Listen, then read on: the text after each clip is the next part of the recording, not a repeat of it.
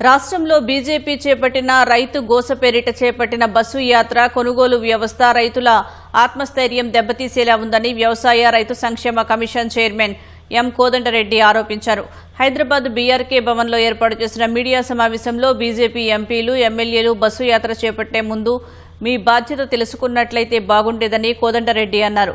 రాష్ట్రంలో ప్రజాప్రభుత్వం అధికారంలోకి వచ్చినప్పటి నుంచి ఎన్ని ఆర్థిక సవాళ్లు ఉన్నప్పటికీ రుణమాఫీ, రైతు భరోసా, సన్నధాన్యంకు బోనస్ వంటి చేయూత రైతులకు అందిస్తున్న ఏకైక రాష్ట్రం తెలంగాణ అని కోదండరెడ్డి పేర్కొన్నారు.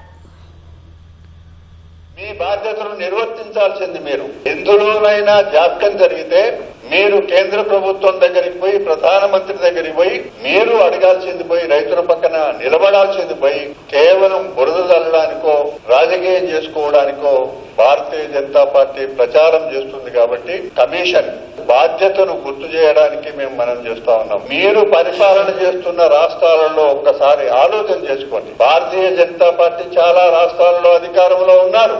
రైతాంగానికి చేయాల్సిన సదుపాయాలు, సహాయాలు, ఆర్థిక సహాయాలు చేయకపోగా అనేకమైన ఇబ్బందులు పెడుతున్నారు.